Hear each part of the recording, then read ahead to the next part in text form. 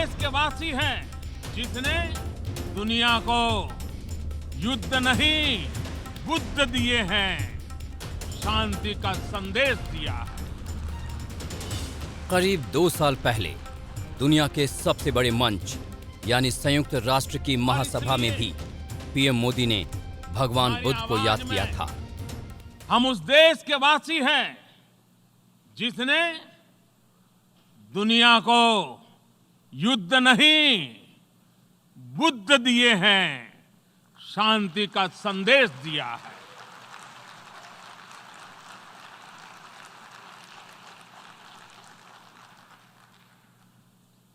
और इसलिए हमारी आवाज में आतंक के खिलाफ दुनिया को सतर्क करने की गंभीरता भी है और आक्रोश भी। ये बयान दुनिया भर में शांति के प्रयासों को आगे बढ़ाने में भारत के योगदान को याद दिलाने के लिए था। 2 साल बाद जब यूपी की चुनावी बिसात बीत चुकी है, तब फिर से पीएम मोदी ने भगवान बुद्ध को नमन और स्मरण किया। भगवान बुद्ध ने कहा था, अप्पदीपो भव, यानी अपने दीपक स्वयं बनो। जब व्यक्ति स्वयं प्रकाशित होता है तभी वह संस्कार को भी प्रकाश देता है। यही भारत के लिए आत्मनिर्भर बनने की प्रेरणा है। यही वो प्रेरणा है जो हमें दुनिया के हर देश के प्रगति में सहभागी बनाने की ताकत देती है। अपने इसी विचार को आज भारत सबका साथ, सबका विकास, सबका विश्वास और सबका प्रयास के मंत्र के साथ आगे बढ़ रहा है। तो बुद्ध से विकास, विकास से रोजगार, रोजगार से चुनावी बाजी को जीतने का दांव खेला गया है। इसी मकसद से प्रधानमंत्री नरेंद्र मोदी जब कुशीनगर पहुंचे तो सबसे पहले उन्होंने कुशीनगर इंटरनेशनल एयरपोर्ट का लोकार्पण किया।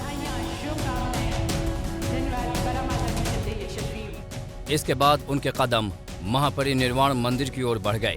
यहाँ सबसे पहले उन्होंने एक प्रदर्शनी देखी जिसमें भगवान बुद्ध के जीवन को अलग अलग तस्वीरों में संजोया गया है। यहीं देश भर में उत्खनन में मिले बौद्ध धर्म के अवशेषों को देखा।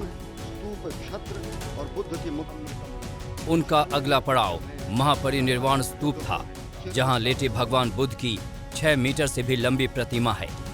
माना जाता है कि 1876 में खुदाई के दौरान ये प्रतिमा मिली थी।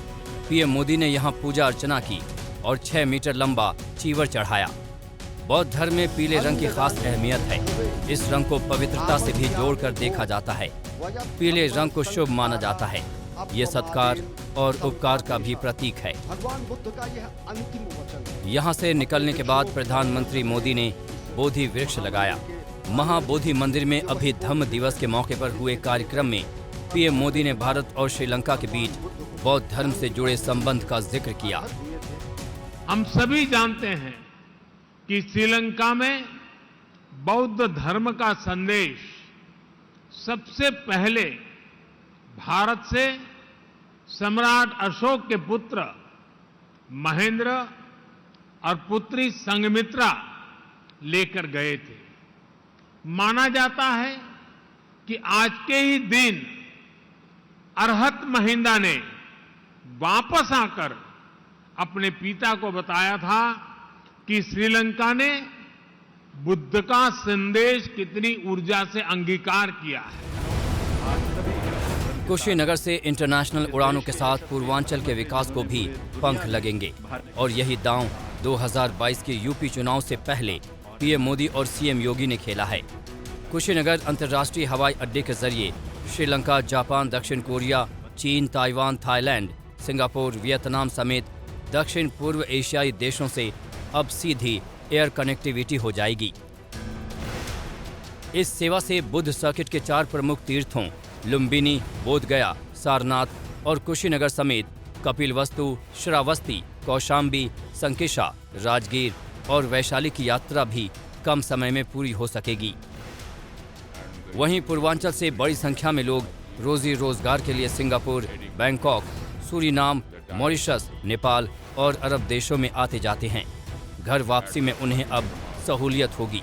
यही नहीं, बौद्ध देशों से पर्यटकों के आने से यहाँ भी रोजगार बढ़ेगा। रोजगार की संभावनाओं को विकसित करने का भी हमारे लिए एक सशक्त माध्यम बना है।